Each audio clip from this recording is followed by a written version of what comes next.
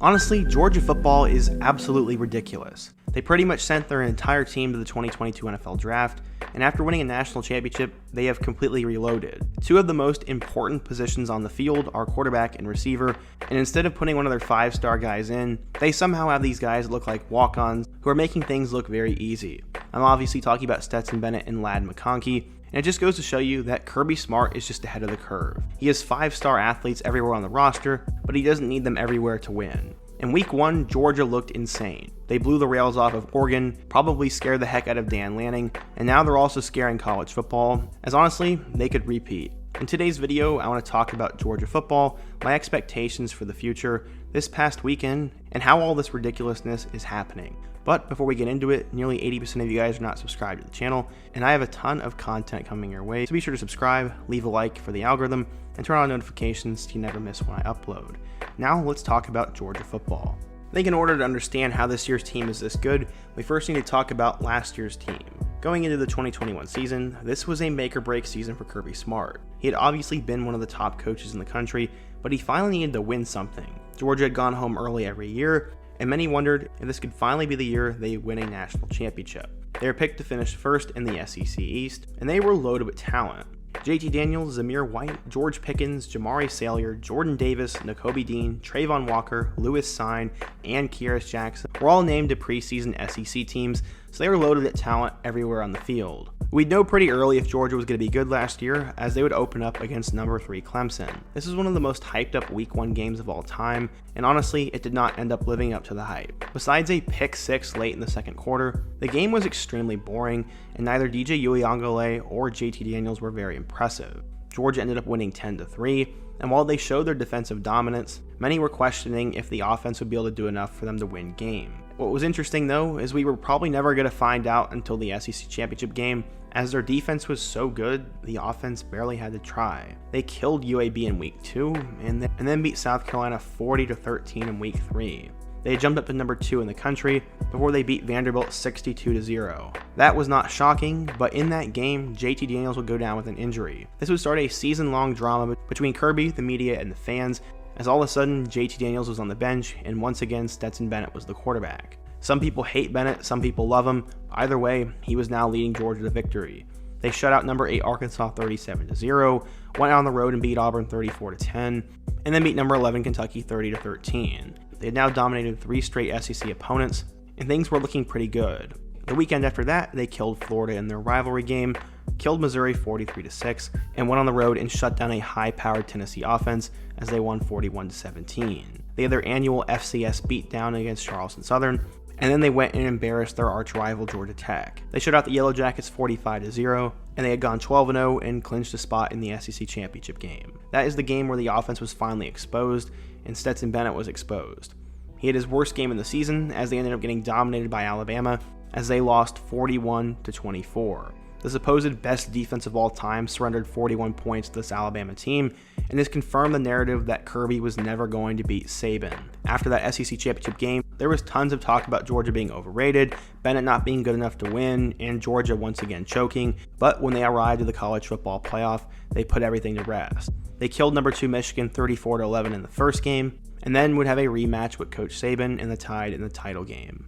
This was one of the best national championship games of all time, as Georgia would win that game 33-18, and it was sealed by a late pick 6 by Kelee Ringo. I was personally at that game, and it was one of the most incredible experiences of my life, and I bet it was even sweeter for Georgia fans who had been waiting decades for this. Kirby finally got his first ring, Stetson had led the team to the promised land, and Georgia solidified themselves as the top team and top program in the nation. But would it be a one-year thing? That is what many people thought. With how many players ended up going to the NFL, many thought a drop-off was coming. The Bulldogs ended up having 15 players drafted, 5 of which went in the first round. There would be holes everywhere on the roster to fill, and there was just no possible way they're going to be good again, right? Well, we'd find out pretty quickly. Former defensive coordinator Dan Lanning had left to take the Oregon job, and he'd be rematching with his old team in week 1.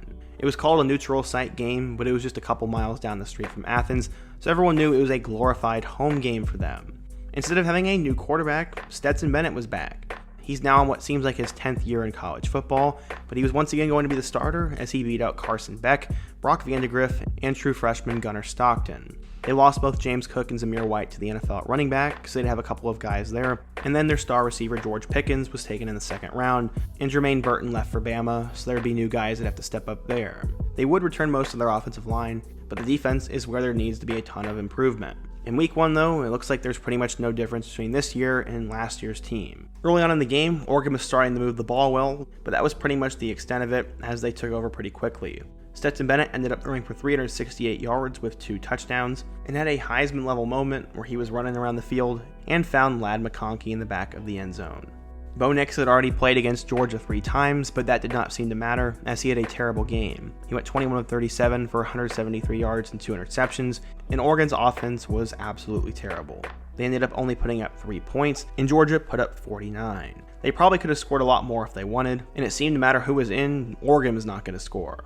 Georgia had the better coaches, the better schemes, the better fans, the better quarterback, better running backs, better receivers, better linemen, and better defense. They outmatched the Ducks in literally every single area and showed how big the talent gap is between them and other big-time programs.